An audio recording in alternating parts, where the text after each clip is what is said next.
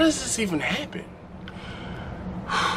Alright, this is gonna be a talking video, so if you don't like the talking videos, sorry, but this is a lesson learned, and I'm telling you guys this, 1, for full disclosure, 2, so I don't make this mistake again, and 3, hopefully I can help someone else out in the future, and maybe you guys won't make this mistake. Hey yo, this is Dash. Yeah!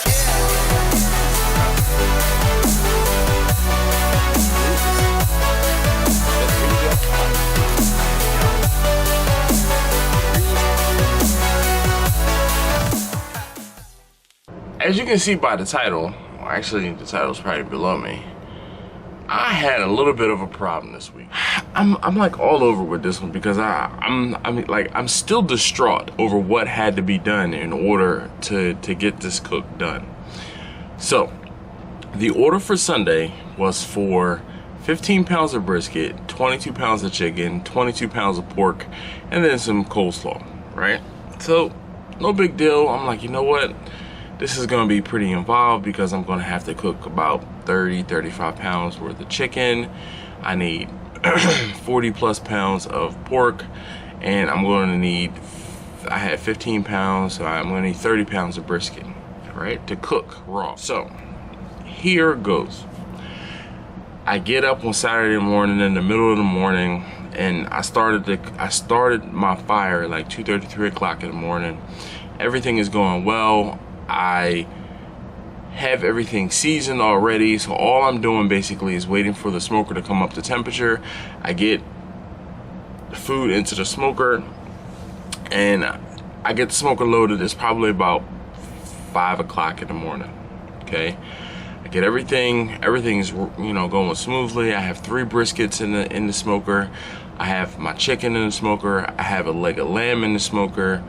I have 3 racks of ribs, and I have 4 pieces, so 4 individual pieces of pork shoulder.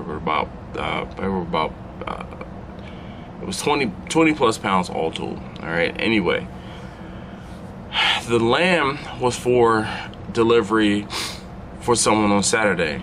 The ribs were also going to the same woman on Saturday. One of the briskets, I ended up getting a little bit extra brisket because of the fact that I had someone that asked me for a few pounds of brisket who was going to have things delivered on Saturday. And I didn't say this, but what ended up happening on Saturday was I had someone call me who, you know, she ordered food during Thanksgiving. So she ordered 3 racks of ribs and 3 pounds of lamb. So I said, you know what? I can get the ribs and the lamb in the smoker at the same time. Only problem is I got to get everything done so I can deliver it to her on Saturday afternoon. Then someone else ended up hitting me up, and he's like, hey, would you happen to have any brisket this weekend? And I'm like, you know what? I will have some. Wait, you live in Montgomery County. You know what? I'll be in Montgomery County on Saturday. I'll swing by with some brisket. Okay, I'm trying to make this trip worth my while if I'm going all the way down to Silver Spring, which is like a 45-minute ride from my house. Back to the story at hand. I get all of those things in the smoker. Everything's going well. The lamb goes in and out. The lamb doesn't take very long at all. I start, you know, the chicken is pretty much getting ready to the point where it will be coming out of the smoker soon. Everything is again going well. I get the chicken out of the smoker. I get the ribs, you know, repositioned. I get them sauced and wrapped up. I get the briskets wrapped up. I get the pork shoulder wrapped up. Everything is going fine. Now, in the video, I started doing a video because I wanted to talk to you guys about how some of you guys believe that I don't ever keep everything in the smoker. And I've told you guys in the past that I only keep things in the smoker or finish things in the smoker when I have a big enough cook where it won't fit, or I can't cycle things in and out of the oven in the house. Those things being said, I finished the cook in the smoker, and once I finished everything, I brought everything in the house, and like I was kind of prepping different things. So I prepped the chicken, I cut the chicken up, and I had that pretty much ready. And then I got the lamb. I had the lamb all situated. I had the ribs situated. The briskets were starting to come off, and then the pork shoulder was last because of the fact that it was lower in the smoker, so it was cooler in the smoker. I ended up finishing the the pork shoulder in the house because of that fact.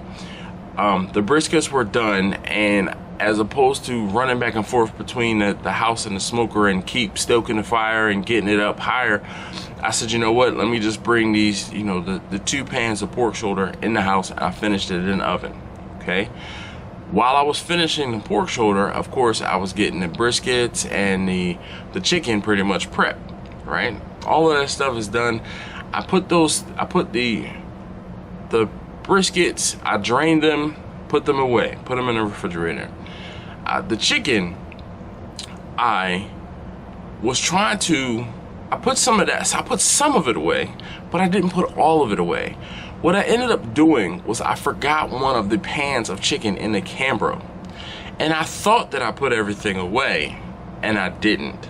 So fast forward Saturday afternoon, I go out, I make my deliveries, I get back home, I come back home, I start prepping things, and I moved from one of the black smaller Cambro I was using to the bigger Cambro, one of the teal Cambros. And if you haven't seen the video where I talk about the Cambros, there's a video up there talking about the Cambros. But I moved from the black Cambro to one of the bluish, you know, greenish Cambros. Well, how about I forgot the entire pan of chicken thighs in the Cambro?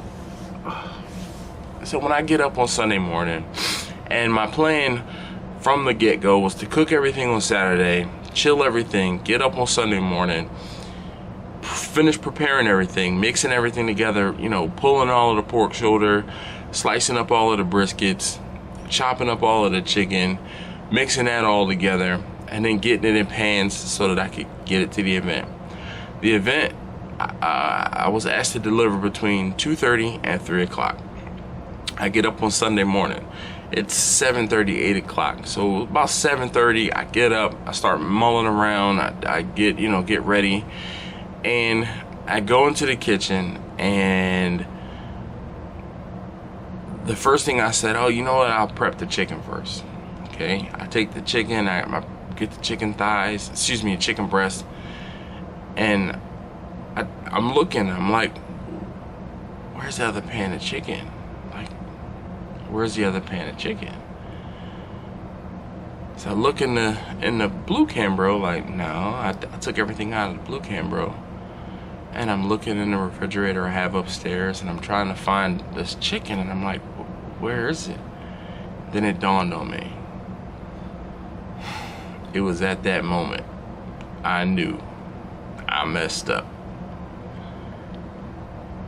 The reason why, you guys, some of you guys give me grief about cooking ahead of time, but this is one of those times where this saved my tuchus, okay? I opened up the black Cambro and I could smell it right away. As soon as I opened up the black Cambro, it had a sour smell. I take the chicken out, I set it on the counter, and I just stared at it for a moment. And I'm like, what am I going to do? So mind you, this is 7:30 in the morning on the day of my event, and I need to cook. I know already I'm gonna need to cook chicken again. I tear the foil back from the pan and it hits me. It is bad, bad, bad, bad.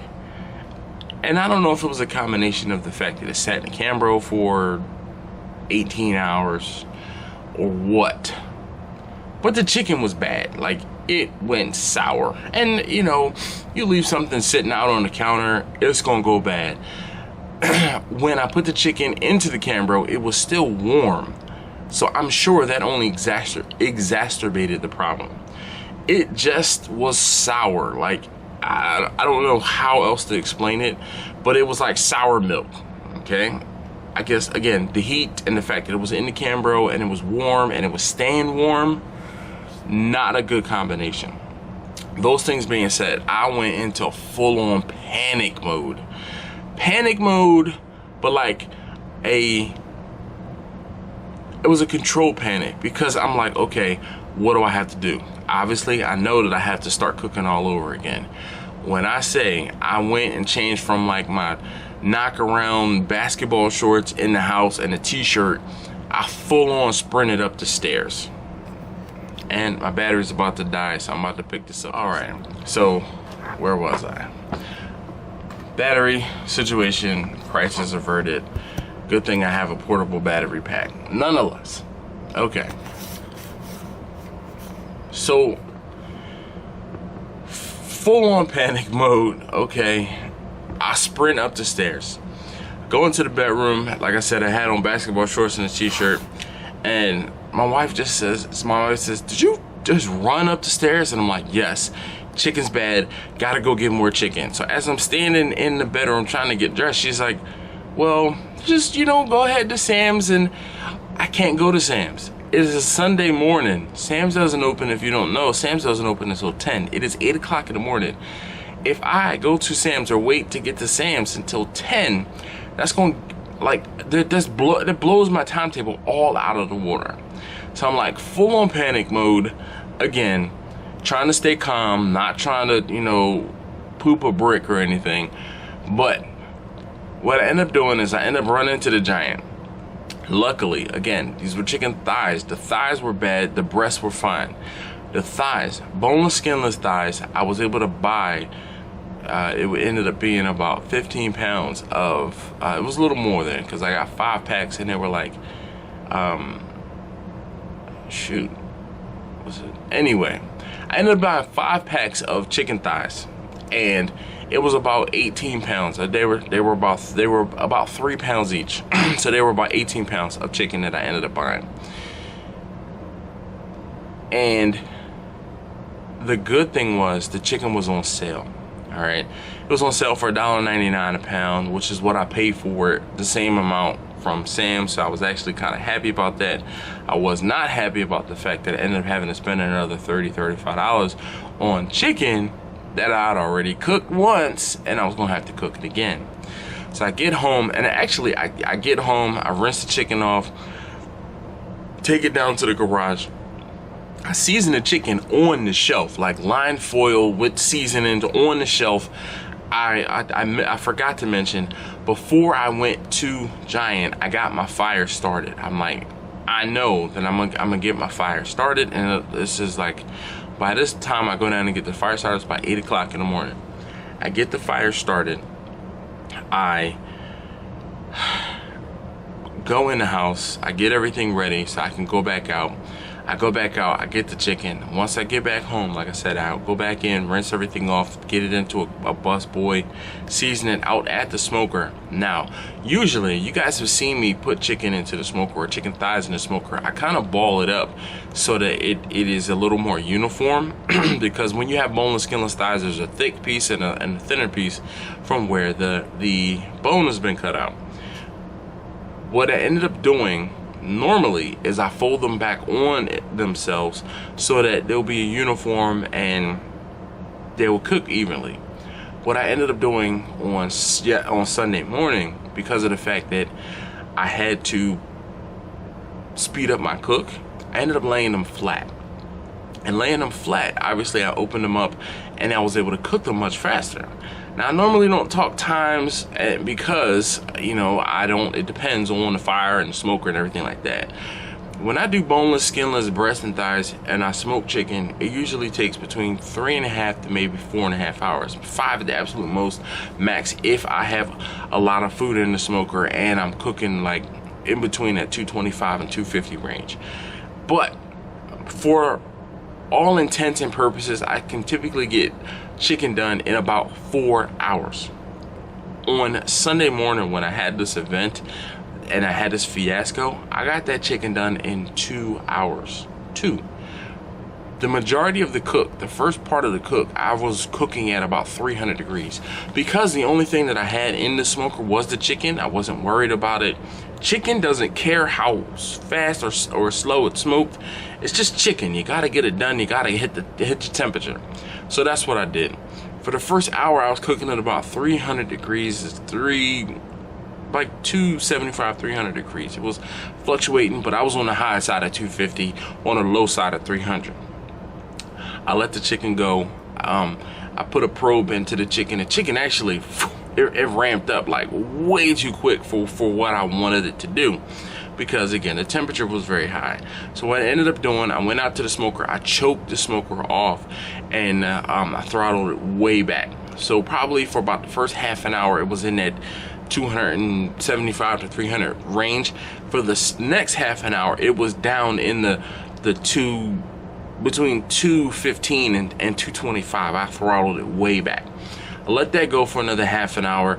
When I went back out to the smoker at about 9 o'clock, now mind you, excuse me, it was 9 o'clock when I got everything into the smoker. It was about 10 o'clock I went back out to the smoker, and I was trying to, you know, I sauced the chicken at this point. I'm like, all right, I'm gonna sauce the chicken, let the sauce and the chicken sit in the smoker for a while, and I ramped the temperature back up. I ramped the temperature back up to about 225, 250 degrees, and I kind of just let it go. Once it hit the temperature I wanted it to hit, I monitored it, I went back out, probed a couple different pieces of chicken. All of it was 165, between 165 and 170 degrees over the hot side and the cooler side of the smoker. I tore the chicken up by hand, took that chicken, took it in the house, and mixed it with the chicken that I already diced up or cut up, the breast that I already cut up, mixed everything together, put it into the oven, and warmed it all back up.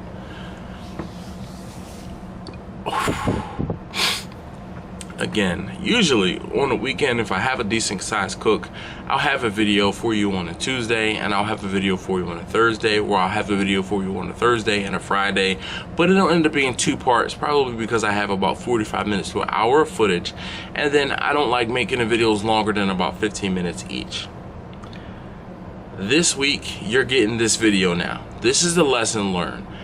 If you have food and you're putting food away in the Cambro, I know this has been a long-winded video and a long-winded story.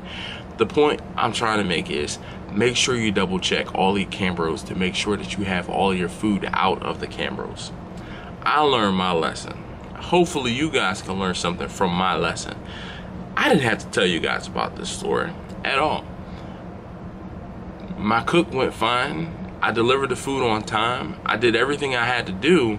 I got it done. That's all about what happens.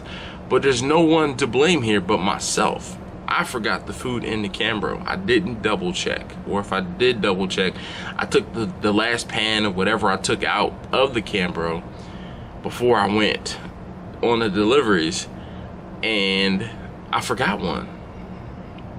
I'm not gonna say it happens because this has never happened to me before, but obviously it happened. So hopefully this helps you out. Those things being said, thank you so very much as always for your support. Thank you for watching these videos. If you haven't already, please do subscribe. If you like what you saw today, if you learned something, I know this was a boring talking video and it was a story, but leave me a thumbs up down below. Thank you very much again, and I'll see you guys next time.